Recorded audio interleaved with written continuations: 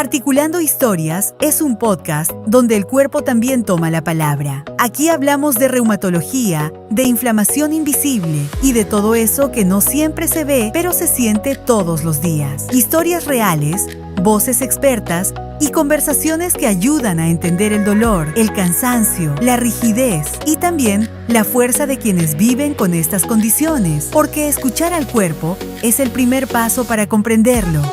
Esto es Articulando Historias. Bienvenidos nuevamente a Articulando Historias y el día de hoy tenemos un gran invitado, el doctor Juan José Orozco Ruelas. Él es especialista en cardiología de Ensenada. Bienvenido, doctor. Gracias por la invitación. ¿Te quieres presentar un poquito? Sí. Buenas tardes, yo soy el doctor Juan José Orozco, soy médico cardiólogo. Un cardiólogo es especialista en las enfermedades cardiovasculares. Gracias por la invitación. Me encanta este tema de enfermedad cardiovascular y enfermedades reumatológicas, así es que aportaremos mucho este día. Esta no es la primera vez que el doctor y yo hacemos algo de este estilo juntos. La verdad es que año con año Alicia y yo hemos hecho un congreso para pacientes. En este año está como en pausa, pero ya ha dado con nosotros varias ponencias. Entonces queríamos que fuera parte de este proyecto porque pues las enfermedades reumatológicas tienen algo bastante importante, que bueno, en general todas las enfermedades pues llegan a este punto, que es el riesgo cardiovascular, ¿no? Y como en la reumatología a veces las articulaciones pues no son lo que van a hacer que el paciente tenga un deceso temprano, sino el riesgo cardiovascular. Así es, y es de lo que poco se habla, ¿eh? No pensamos tanto en un riesgo cardiovascular, doctor. Exacto. Por lo regular, el riesgo cardiovascular en estos pacientes está subestimado. Cuando hablamos de enfermedades reumatológicas, hablamos de dolor articular, inflamación, pero como dicen, me encanta esa frase, el corazón, y lo estamos subestimando, y el riesgo de enfermedad cardiovascular en el paciente que tiene enfermedades inmunológicas realmente siempre está subestimado. Sí, cuando tú le explicas a alguien riesgo cardiovascular, ¿qué piensa normalmente la gente y cómo puedes hacer que se rompa esa idea? El decirle a un paciente riesgo cardiovascular sí lo entiende, que es un riesgo de tener un evento y lo relaciona con infartos comúnmente, pero siempre han existido los factores de riesgo tradicionales como la hipertensión, la diabetes, el tabaquismo, la obesidad, y son los que los pacientes conocen y dicen de estos nos vamos a cuidar, y en la publicidad los sistemas de salud van enfocados a eso, pero en el paciente con enfermedad reumatológica este contexto es totalmente diferente.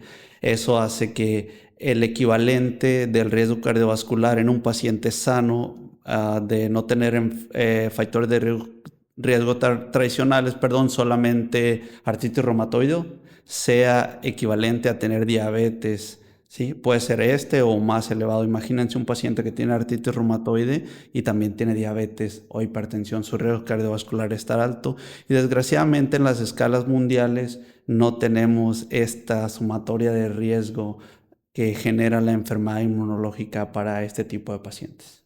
Regularmente conocemos como uno como paciente o como mortal, vamos a decirlo, es lo que conocemos, ¿no? Eso, lo básico. Uh-huh. ¿Qué otro factor agregarías tú que conoces así? Aparte del tabaquismo, lo que mencionó el colesterol, obesidad, el sedentarismo. El sedentarismo también es otro factor de riesgo muy importante, que al final yo veo que muchos pacientes pues con estas enfermedades siempre está la duda de, y entonces sí puedo hacer ejercicio, pero por supuesto, ¿no? O sea, es una obligación, tenemos que desinflamarte y te pones a hacer ejercicio, ¿no? Pero pues hay un factor principal que es el que acabas de mencionar, que muchas veces no se toma en cuenta, y es la inflamación.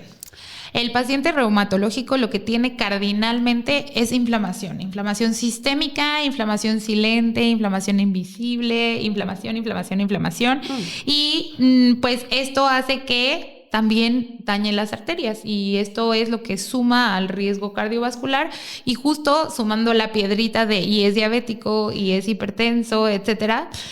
Y me gustaría que nos dijeras cómo afecta la inflamación al sistema cardiovascular. Bueno, lo explicaré de la siguiente manera.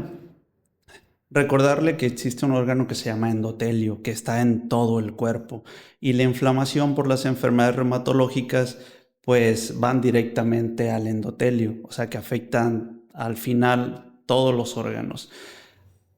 Una frase diría importante: el paciente se preocupa por el dolor articular, pero el endotelio no siempre duele y se está afectando día a día. Como dices, es una inflamación continua. Todos los días el paciente está bajo la inflamación del endotelio, que es la que no tomamos en cuenta. Y al estar afectado el endotelio hay daño en las placas ateroscleróticas que ya están, que el paciente ya las tiene. Hay ruptura de placas, efectos protrombóticos, más las interleucinas, el factor de necrosis tumoral, que afectan más o dan más inflamación y dan más factores protrombóticos. Y el paciente termina en una etapa temprana con una aterosclerosis acelerada y al final en un evento cardiovascular. Te voy a dar un ejemplo de la consulta. Es un paciente de 35 años, es un paciente que es portador de artritis reumatoide, tendrá unos 5 años de diagnóstico, un seguimiento irregular, no es diabético, no es hipertenso, no fuma, y este paciente inicia con síntomas sutiles, fatiga al esfuerzo, algunos picos hipertensivos que le documentaron. Este paciente, en teoría, si no tuviera artritis reumatoide o en las escalas comunes de cálculo de riesgo cardiovascular, sería un paciente de bajo riesgo, ¿no? Pero este paciente ya en la consulta, al estudiarlo, nos damos cuenta que tiene más afectación cardiovascular que un paciente de su misma edad que no tenga artritis reumatoide.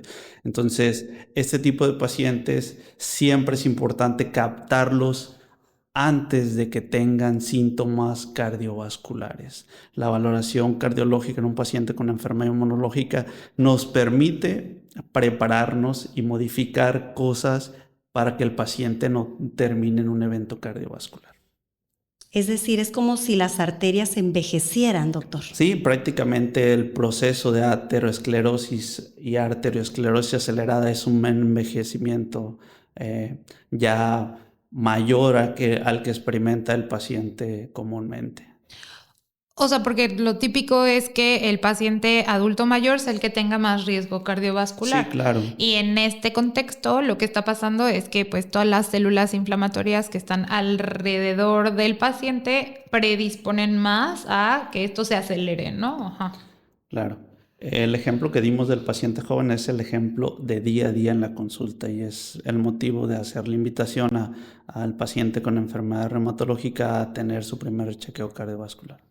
Ok, aquí siempre me gusta agregar al colesterol. Yo siento que mis pacientes me alucinan con el LDL, ¿no? Yo creo que te ha pasado Sí, que claro. es como que te he contado que el LDL meta para el paciente es el que dice la cifra del laboratorio, ¿no? Así es. Y esto lo hemos platicado el doctor Orozco y yo, lo he platicado con el paciente, lo he platicado, o sea, trato de explicarlo en un pizarrón, pero ¿cómo la meta cambia de acuerdo al riesgo cardiovascular y por qué es importante apegarte a que eso no se va a curar? O sea, eso no se va a modificar. Ok, es muy interesante el daño endotelial por LDL y nosotros tenemos escalas de riesgo y lo dividimos en prevención primaria y prevención secundaria en el paciente realmente con o sin eventos cardiovasculares y su meta está dicha de acuerdo a los scores de riesgo a 10 años para eventos cardiovasculares, pero en el paciente con enfermedad inmunológica que tiene una aterosclerosis acelerada nos vamos al paciente comúnmente que tiene el riesgo cardiovascular más alto, poniéndole metas de LDL de 70 o más allá si tiene algún otro factor como diabetes e hipertensión de 55 miligramos sobre decilitro, porque en el paciente con enfermedad inmunológica no solo es el colesterol. El colesterol está ahí esperando que la inflamación lo llame para hacer placas de aterosclerosis y las mismas placas de aterosclerosis, la inflamación las va afectando que hace que se rompan y nos dan como resultado un evento trombótico. Y esto nos impacta mucho, doctor, porque no es el perfil típico que vemos. Por eso nos impacta tanto. Incluso este tipo de pacientes no tienen el cuadro clínico característico, ¿no? ¿Cuántas veces no te he mandado pacientes que yo digo, es que tiene algo cardiovascular, necesito que le eches un ojo? Y al paciente ya lo vieron otras personas y le dijeron, no, tu electro está normal. Y yo, no lo sé, no estoy muy segura, la verdad, te voy a mandar con el cardiólogo y vemos, ¿no? Sí, definitivamente este tipo de pacientes yo les llamo oligoasintomáticos o de síntomas chiquitos, pero termino diciéndole si su síntoma es chiquito, su riesgo cardiovascular es gigante. Te voy a dar otro ejemplo de pacientes que a lo mejor creemos que no son tan comunes, pero sí lo son.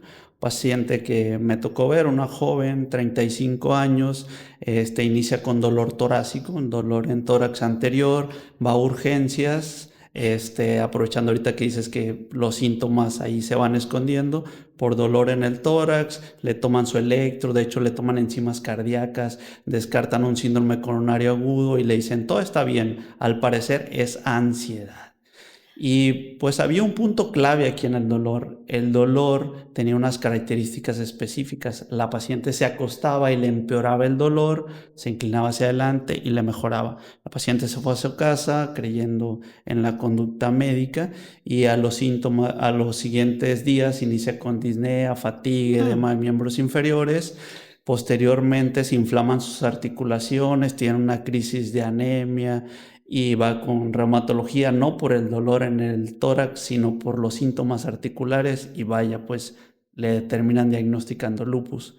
Y realmente el síntoma pivote fue una pericarditis por lupus, una capa del corazón que se llama pericardio, se inflamó y terminó llevándola a urgencias primero el dolor torácico que sus otros síntomas de lupus. Por eso el hablar de síntomas oligoasintomáticos o síntomas atípicos raros que se confunden mucho con ansiedad en la población que tiene enfermedad inmunológica es punto de ponerle mucha atención. ¿Cuándo sería prudente que un paciente con enfermedad reumatológica debe ir a valorarse por cardiología, doctor? Ok, muy importante esta pregunta. Tenemos dos grupos de pacientes que acuden a cardiología. El paciente que afortunadamente los reumatólogos nos refieren de una manera programada. Cuando se hace el diagnóstico de artritis reumatoide, lupus, síndrome antifosfolípido o que ya tienen alguna enfermedad que no afecta tanto el sistema cardiovascular, aunque sea inmunológica, pero tiene más de 5 años con la enfermedad, o el paciente que ya lo vemos en un contexto diferente. Es el paciente que tiene enfermedad reumatológica y ya tiene síntomas de alarma. El paciente con enfermedad reumatológica comúnmente conoce sus síntomas, pero empeora la falta de aire, empeora la hinchazón de los pies, empeora la fatiga, incluso llegan a tener desvanecimientos o palpitaciones persistentes y esos son datos de alarma para enviar rápidamente el paciente a cardiología. Y si no actuamos de manera rápida ante estos síntomas, el paciente terminamos viéndolo en urgencias por una arritmia que puede ser letal o por un síndrome coronario agudo, ¿no? Entonces es muy importante el primer grupo de pacientes referidos, tranquilos, para calcularles un riesgo cardiovascular y tenerlos en un concepto que se llama prevención primaria. Sí, desde mi punto de vista, el ideal es mandar al paciente joven a los 5 años del diagnóstico y no tan joven. Obviamente esto estableciendo que no tenga manifestaciones cardiovasculares, porque también tengo los jóvenes que, como bien dice el doctor, ya hicieron una manifestación cardiovascular y desde cero van al cardiólogo. Pero en este entendido de la prevención primaria es a los primeros 5 años del diagnóstico ya deben de tener su primera valoración por el cardiólogo, independientemente de la edad que tengan. Aquellos pacientes que tienen diagnósticos muy específicos que generan riesgo de trombosis, como síndrome de anticuerpos antifosfolípidos, o pacientes lúpicas que tienen estos anticuerpos antifosfolípidos positivos. Aquellas pacientes muy migrañosas, que pareciera que la migraña es parte de la enfermedad, pero como que te ponen un riesgo de, ¿y si está haciendo microtrombos? Aquellas pacientes que llevan mucho tiempo con glucocorticoides, porque al final el uso crónico de glucocorticoides corticoides que no se les puede quitar por X o Y razón, hace que el riesgo cardiovascular sea mucho más alto y enfermedades que ya afecten per se los vasos grandes, ¿no? O sea, enfermedades vasculares que conocemos como vasculitis de grandes vasos que ya debutaron o van a tener en algún momento algún aneurisma o inflamación en la aorta o que tienen incluso soplito que escucho, soplito que va para el cardiólogo, así sea un soplo únicamente por inflamación, que nos ha pasado, ¿no? ¿Cuántas veces ha sido como de, no, es que yo la escuchaba soplar, el corazón estaba perfecto, sus válvulas están perfectas, es de alto flujo, o sea, es porque está muy inflamada? Sí, el tema de el tratamiento con los esteroides, pues parece la solución para bajar la inflamación cuando es usado en manos expertas, pero recordemos que aumenta la aterosclerosis, al sistema cardiovascular, termina dándole gran afectación. El paciente que no tiene apego a tratamiento, que tiene esquemas muy altos de corticosteroides, se descontrola su glucosa, se descontrola su presión, más la inflamación no controlada de la enfermedad reumatológica, pues terminan en eventos cardiovasculares muy catastróficos. Bueno, y me gustaría hablar de datos de alarma. ¿Qué síntomas consideras tú que deberíamos de, yo sé esto que decías pues es muy variado, ¿no? Pero ¿qué síntomas sí o sí te tienen que hacer a ti como paciente reumatológico acudir con un cardiólogo? Regularmente el paciente con enfermedad reumatológica ya conoce sus síntomas y sus días buenos y sus días malos. Entonces, pero sí hay datos pivote que el paciente tiene que conseguir su consulta o su valoración cardiológica o acudir a urgencias. El dolor torácico. El dolor torácico de reciente inicio en el paciente con enfermedad reumatológica, aunque sea leve, moderado, grave, que quita, se va, características atípicas o no comunes, siempre debe ser evaluado. El otro síntoma es el empeoramiento de su capacidad funcional por fatiga o cansancio extremo, las palpitaciones persistentes y los eventos de síncope, pérdidas transitorias del estado de alerta. El paciente tiene que ir a recibir atención cardiológica de manera prioritaria. ¿Por qué? Porque estos son los datos que te llevan a indicarte que puede tener un evento cardiovascular grave. También el sentirte cansada más de lo normal, el sentirte que te falte el aire, también estas son señales, doctor. Sí, claro. El paciente, como lo decíamos anteriormente, el paciente se conoce muy bien. Claro. Entonces, el empeoramiento del cansancio, la falta de aire, el que sea mínimos esfuerzos, no es un dato propio de la enfermedad ya conocida, y a hay que investigarle si tiene algún efecto cardiovascular o un efecto no de la misma enfermedad, sino también del tratamiento. También es importante recalcar que muchos tratamientos tienen efectos proarrítmicos en el paciente y necesitan, ante cualquier manifestación de palpitaciones o pérdidas de alerta, hacer búsqueda de arritmias cardíacas, y la mayoría, pues, aunque pues suena muy grave, son de alto riesgo las arritmias en este tipo de pacientes por fármacos. Ok, pues sí, en estos pacientes es muy difícil como persona no paciente, como poderles decir, no, es que tus síntomas son lo más sencillos, porque como bien dice el doctor Orozco, se conocen tan bien, a veces se conocen más que uno a ellos en la consulta, ¿no? Y ellos saben perfectamente en qué momento algo se está saliendo de control, no está cuadrando, y esto también hay que hacerlo válido y buscarlo intencionadamente, ¿no? O sea, realmente considerar que esto pues no es ansiedad, y en este tema voy a meter el estudios normales, ¿no? Ay, que sí. ya se hicieron un electrocardiograma y les dijeron que estaba normal, que ya se hicieron una placa de tórax y les dijeron que su corazón estaba normal, y a la hora de la hora sí era un derrame pericárdico o sí era un problema de una arritmia, no en el momento que tomaron el electro, etcétera, ¿no? Aquí pues me gustaría escuchar pues qué es lo que haces tú en ese punto, ¿no? Sí, Los pacientes comúnmente sí acuden a recibir atención. Entonces, en alguna de las situaciones terminan en estudios de gabinete normales, pero siempre terminamos haciéndole caso a los síntomas del paciente. Si el paciente dice que sus síntomas cambiaron, si el paciente dice la palabra nuevo en un síntoma nuevo, es el que tenemos que investigar. Tenemos herramientas más allá del electrocardiograma, que para los cardiólogos un electrocardiograma nos dice muchas cosas, pero a veces avanzamos a otros estudios de imagen como ecocardiograma, tomografías de arterias coronarias, y además de calcularles su riesgo cardiovascular, en la consulta siempre les digo, prefiero darles una hojita que solo indique el riesgo cardiovascular y decirle felicidades, está en prevención primaria, que ir a buscar algunas otras cosas o tratar ya una enfermedad establecida. Pero sí, a veces cuando el paciente tiene síntomas no debemos quedarnos con los estudios de primera instancia y considerarlos como normales. Siempre le he dicho a Eli, tus pacientes son ansiosos y me puedo equivocar al pensar que tienen ansiedad.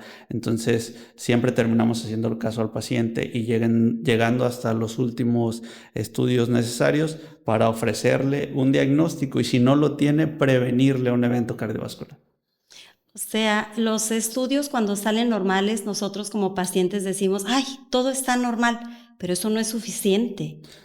No es suficiente. Puede haber algunos otros datos de alarma que nos están dando un diagnóstico. Sí, claro, si un paciente tiene síntomas y consideramos que son datos de alarma, voy a dar un ejemplo, ¿no? Un paciente que tiene artritis reumatoide y toma hidroxicloroquina como tratamiento y el paciente tiene un desvanecimiento, probablemente cuando vaya al servicio de urgencias su estado de conciencia esté normal, su electrocardiograma esté normal, sus enzimas cardíacas estén normales, la exploración física esté normal. Pero si te pregunto, ¿ese paciente es de alto riesgo? Sí, es de alto riesgo porque probablemente esté haciendo una arritmia que solo pasó en ese momento y esa arritmia si no la buscamos, si no insistimos, si no modificamos, si no buscamos electrolitos, fármacos, todo, ese paciente puede tener una muerte súbita.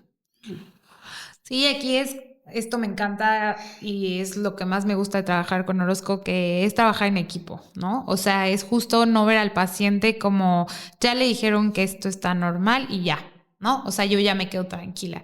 Siempre, y bueno, uno aprende mucho de los colegas, siempre le he dicho como de, ay, no, ahora esta paciente hizo esto por esto, ¿no? Y no, es que le voy a quitar el medicamento por tal cosa, ¿no? Y esta comunicación también hace que el paciente esté cómodo, ¿sabes? Claro, hace que el paciente diga, no, pues sí, mis médicos están trabajando todos al unisón y entonces está bien, pues si el doctor dice que lo quite, pues ya la doctora estará de acuerdo, ¿no?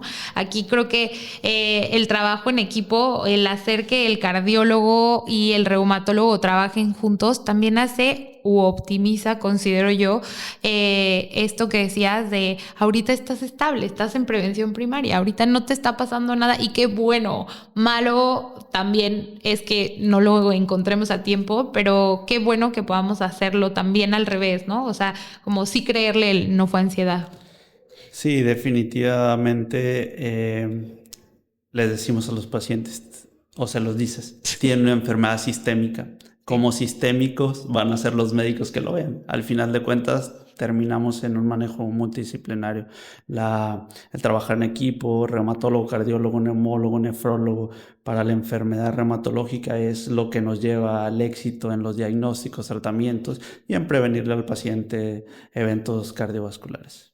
Y uno se siente acompañado como paciente cuando está todo esto como una orquesta, como alguna vez comentamos, ¿verdad, Eli? Cuando están todos los médicos unidos para lograr el bienestar del paciente, a uno le da tranquilidad. Eso es muy bueno. Sí, la verdad es que este capítulo no se trata de alarmarlos, no, realmente no es la intención es entender que nuestro cuerpo es un sistema pues multidisciplinario y como tal hay que verlo y actuar a tiempo, ¿no? A veces es como, pero ya fui a 8 médicos, ¿por qué tengo que ir a uno más? Bueno, pues porque necesito que estés bien y necesito estar segura que estás bien, punto, ¿no? Así es, sí, es definitivamente obtener el mejor diagnóstico para el mejor tratamiento y bienestar del paciente. en conjunto. Pues con esto cerramos. Te agradecemos muchísimo que hayas venido a estar con nosotros y esclarecer preguntas. A lo mejor algunos pacientes tienen algunas preguntitas y pues las vamos a extender más adelante. Obvio, me encantaría tener más capítulos contigo sobre cosas más específicas que hemos visto. Sí. Hablabas de este derrame pericárdico, que la verdad es que es todo un tema de un capítulo completo, entre otras cosas, ¿no? Claro que sí. Muchas gracias por la invitación. Pues, cuando guste, doctor. Bienvenido siempre. Siempre.